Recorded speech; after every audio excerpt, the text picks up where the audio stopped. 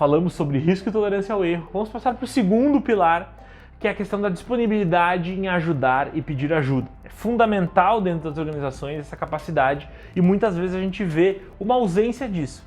As pessoas têm medo de pegar o rádio, de levantar a mão numa reunião e dizer: eu não entendi, me ajude por favor, porque isso deixa à mostra essa questão toda da vulnerabilidade.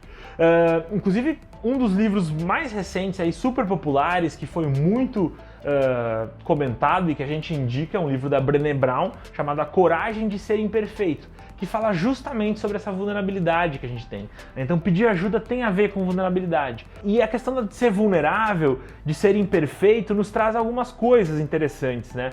Nos traz a questão de ser autêntico, porque eu começo a assumir que, bom, eu sou assim, então se eu tenho a coragem de ser imperfeito, eu preciso ter a coragem de ser quem eu sou.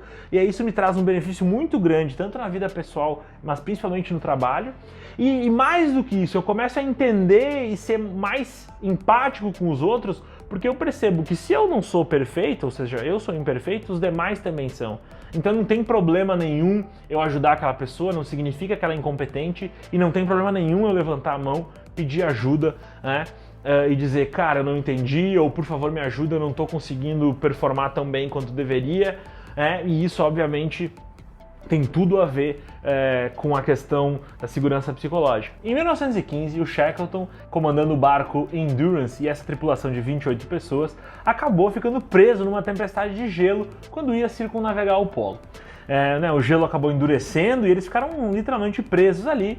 Posteriormente, alguns dias depois, 15 dias depois, o navio foi totalmente consumido pelo gelo, começou as placas de gelo a trabalhar e acabou engolindo esse navio, e eles ficaram à deriva no Polo Sul em 1915, numa expedição monumental que durou 2 anos. E acabou fazendo com que o Shackleton virasse um dos grandes heróis da humanidade, uma das maiores façanhas do mundo, sendo alçado aí uma das grandes lideranças também, porque ele conseguiu manter todos os 28 membros da tripulação vivos ao final desses 2 anos. Um dos grandes pontos do Shackleton é que ele nunca dormia com os seus equívocos, ou seja, era uma grande expressão que eles usavam, que era assim: ok, erros foram cometidos, inclusive por ele, foi por causa dos erros que ele cometeu que ele colocou a tripulação naquele cenário, mas ele entendia que ele era um cara imperfeito, e ele entendia que se ele ficasse remoendo esses erros e não tentasse aprender com o que ele tinha cometido, ele realmente não conseguiria liderar essas pessoas para frente. O que tinha passado era passado e ele precisava agir. Então, sobre a coragem de ser imperfeito, talvez um dos grandes nomes que ilustra esse tema é realmente o Shackleton, e ele não hesitou em pedir ajuda para a tripulação quando ele precisava, não hesitou em realmente formar aí uma grande comunidade para que todos pudessem sair vivos dessa grande façanha. Então, realmente, pedir ajuda é um outro elemento. Então, a gente já falou sobre 2 grandes pilares, e você já pode estar começando a fazer essa visualização na sua mente. Como é a questão da tolerância ao erro no meu time, na minha área, na minha empresa? Será que a gente está punindo desmedidamente? Será que a gente está falando sobre isso? Como é a questão de pedir ajuda? As pessoas normalmente vêm pedir ajuda ou são orgulhosas demais? Ou muitas vezes esse orgulho, na verdade, é um medo travestido de orgulho. Então acho que é muito importante a gente entender e já começar a olhar para esses 2 pontos. O terceiro pilar da segurança psicológica é a questão da diversidade. Não só diversidade de gênero, enfim, credo, de diplomas, mas também a diversidade de ideias, né? E aí a pergunta que eu faço para uma reflexão é: como você aceita o novo, as novas ideias, as novas pessoas, pessoas diferentes, né? Então, acho que esse é um dos grandes pontos de segurança psicológica. Normalmente, novas ideias tendem a ser questionadas, ridicularizadas, as pessoas têm a tendência a querer manter o status quo. E se eu estou falando de inovação, de novas ideias, de novos caminhos, eu preciso questionar isso. E a segurança psicológica tem tudo a ver, e a diversidade é um dos pilares, é como o nosso time aceita o novo. É justamente por isso que é importante a questão da diversidade, porque se eu tiver uma série de pessoas diferentes, de áreas diferentes, de cores diferentes, de credos diferentes, de passados diferentes, de experiências diferentes, a tendência é que novas ideias fluam mais naturalmente, porque todos ali vão estar mais acostumados com a diversidade e a divergência de perfil. A questão toda da diversidade é a gente conseguir, através de um ambiente seguro, fazer com que o atrito não seja das pessoas, e sim apenas das ideias. Toda a lógica, todos os estudos mostram que times homogêneos acabam se sentindo muito mais confortáveis com a sua produção e com o seu trabalho. Me parece óbvio. Imagine uma reunião de você com 5 pessoas iguais a você. Não vai ter discordância. E no fim, se te perguntarem, você vai dizer: a reunião foi ótima, a gente se comunicou muito bem, a gente se entendeu muito bem, nossa, a gente joga por música. O fato é que times homogêneos acabam performando pior. O Boston Consulting Group, o BCG, fez um grande apanhado sobre diversidade, mostrando justamente isso. Times homogêneos acabam se sentindo muito bem sobre o seu trabalho, mas performam pior do que times diversos, quando bem gerenciados. E a diversidade tem tudo a ver com inovação também. Esse mesmo relatório do BCG mostra que companhias abaixo da taxa média de diversidade acabam tendo apenas 26% do seu resultado vinculado à inovação. Já companhias que estão acima da média, no quesito diversidade, esse resultado passa para 45%.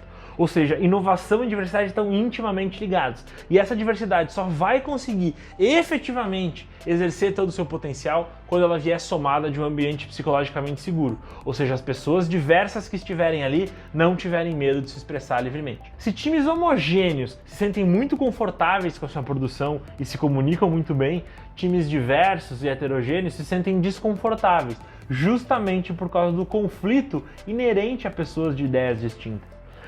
Mas além da questão da diversidade, além da questão de que se esse time bem gerenciado performar melhor, porque vai ter ideias distintas que podem se complementar e gerar melhores resultados, tem uma outra questão aqui. Eu já usei essa palavra antes e eu queria retomar.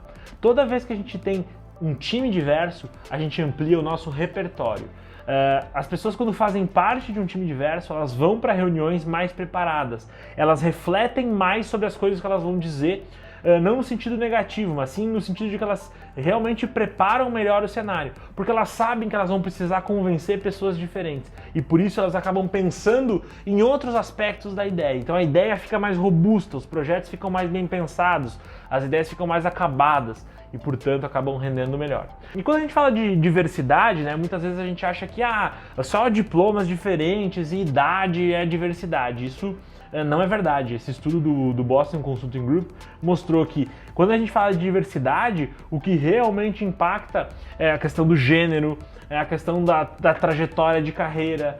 Muitas vezes o país de origem é incrível porque a pessoa traz uma cultura distinta, e também o background da indústria, ou seja, qual foi o local onde ela trabalhou. Se eu conseguir juntar pessoas diferentes, realmente diferentes, não só diploma e idade, mas vidas diferentes, culturas diferentes, carreiras diferentes, histórias diferentes, eu vou conseguir ter efetivamente um time diverso.